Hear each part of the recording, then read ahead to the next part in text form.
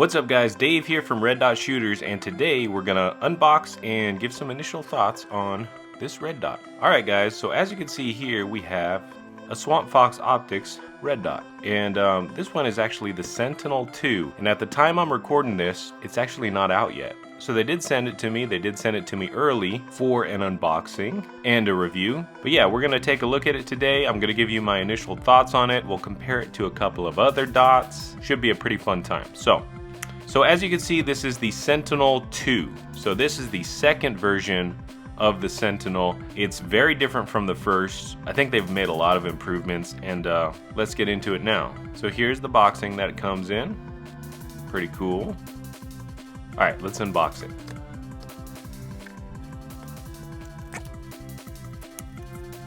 Really nice manual. Colored pictures, looks very clear. Alright, so they give you a CR2032 battery. We're going to talk about battery life. Let's see what else we got. Looks like we have an adapter plate, or not sure. Tons of screws, well labeled. I love that Swampfox does this, because there's just so many different mounting platforms out there and nothing is the same. So hunting for screws can be annoying, but when they give you a bunch of different options out of the box, usually you can find the right one and get your sight mounted very quickly. Rear sight guide, we'll talk about that in just a moment. It's actually kind of a cool feature, unique feature for this optic, and yeah, we'll talk about it. Tool. Alright, let's get to the good stuff. Alright, has a rubber cover over it, which is cool if you want to use that. And here is the sight. Very cool. Check it out. It is a small optic. We'll talk about footprint and stuff like that. But yeah, I can tell you already this thing is pretty cool. There's a lot that I'm liking about it, having it here right in my hands. Alright, let's clear some of this stuff off and let's talk about what you get with this sight. Alright, so the first thing I want to address is the material that this little dot is made from. It is 7075 T6 aluminum, which is very good. That's a very strong, high quality aluminum. That is going to give you a lot of durability, especially with the way they've designed the whole sight housing. Like, look at this thing. It's got a very thick hood or top on it. The sides are very thick, robust. It's got angles all over it, which I actually think looks really cool. But I think those angles are also going to give you extra support on the sight if it does have like an impact and fall on the ground or something like that. Yeah, it looks like they designed this thing to be very robust, and I like that. I want something that can take a hit, especially if you're going to put it on a concealed carry handgun, which is really what this sight is designed for, I think. We'll talk about footprint and stuff like that in a minute. But yeah, look at this thing. It looks really cool. Deck height looks fairly low, which is good. You want to have your rear sight poking up a little bit, but also even if you don't, this sight is kind of special in that way, and you can see these two holes right here. We'll talk about what that's for in a minute. But yeah, really cool. Also looks like you have some texturing here to reduce glare, which is cool. And the lens is also recessed back there, and there's really two reasons why. One, again, we'll talk about those screw holes, but also you could definitely rack this thing off of a table, a wall, whatever, and not have it hit your glass, which is cool. You definitely want to be able to rack your gun off your optic if you need to. And I think this thing looks durable enough to do it, and it's also designed to do it because, again, that lens. You know, sometimes when I've racked sights off of tables and stuff, it does get the glass dirty, and having it further back like that, I think is going to be actually a really nice benefit of this little sight. You've got windage and elevation adjustments. Looks like a small screwdriver will do it. Bottom loaded battery, we'll talk about that in a minute. And you've got buttons for up and down on your brightness on the sides. And you also have the Swampfox chevron, which I always think is pretty cool.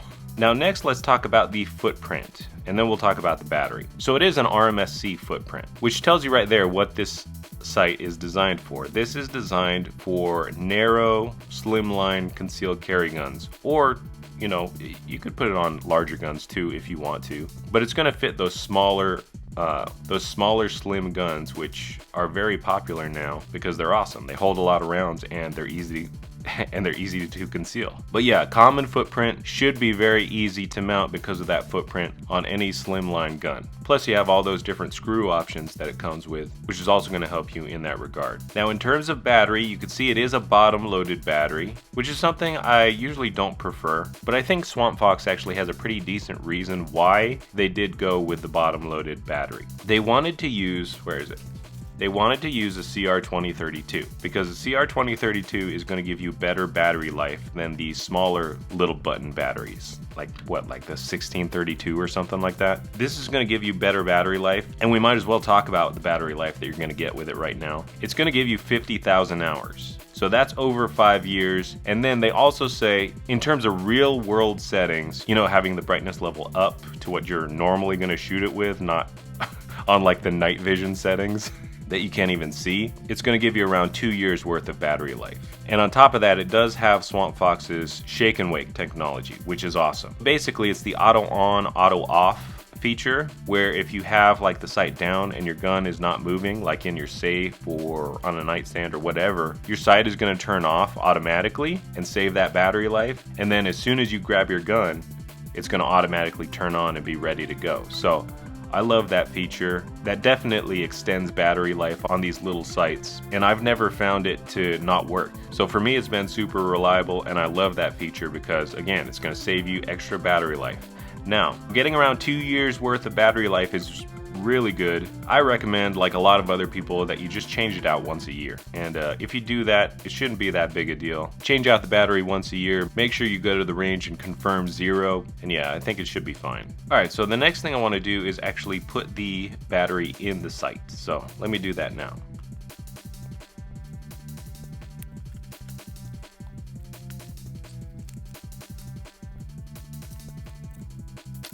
Okay, and after looking at the manual, this is going to be a waterproofing plate. So you're going to put this under the optic when you mount it. It looks like you got 2 of them. It's going to go right like that when you mount it. All right, let's see if it's going to turn on. There we go. We have a dot. Check it out. All right, so we have a dot. It is a 3 MOA dot. I don't know if you can see it on camera. It always shows up bigger on camera. It's never as crisp, and I'm not skilled enough to know how to get it to look the right way, so just take my word for it. It's a nice crisp dot. 3 MOA is a good size in my opinion. I usually like anywhere from 2 to 4. Some people like larger dots on their reticle. I like 2 to 4. I find it's pretty precise, pretty easy to track, and pretty easy to find the dot. And that's just for my skill level. I'm not the best shooter out there, but for me it seems to work. And yeah, I'm happy with a 3 MOA dot. I like it. Now the brightness settings, you get a total of 10 brightness settings, and 2 of those are night vision settings. Brightness is a big deal for me.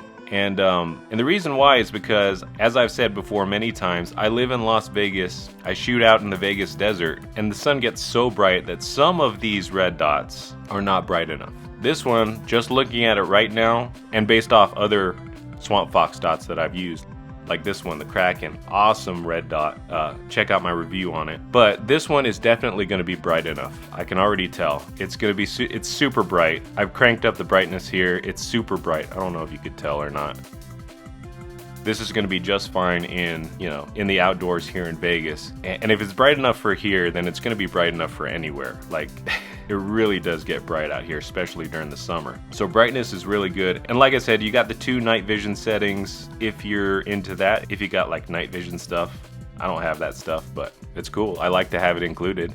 Aside from that, it is IPX7 waterproof, which I think that means it's like good in like a meter of water or something like that. But basically it's gonna handle rain and snow and stuff like that, which is pretty much what I want my dots to do. If I'm stuck in the rain and using it, I want it to work. And again, you are gonna have to use the sealing plate under it, but once you have it sealed, once you have it mounted, it should be good to go even in the rain, which is definitely a good thing. Now I mentioned earlier about these screws and how the lens is kind of recessed in there, which is cool. I mean, it's kind of like SRO-ish, which I think looks really cool. So you have that kind of lip over there.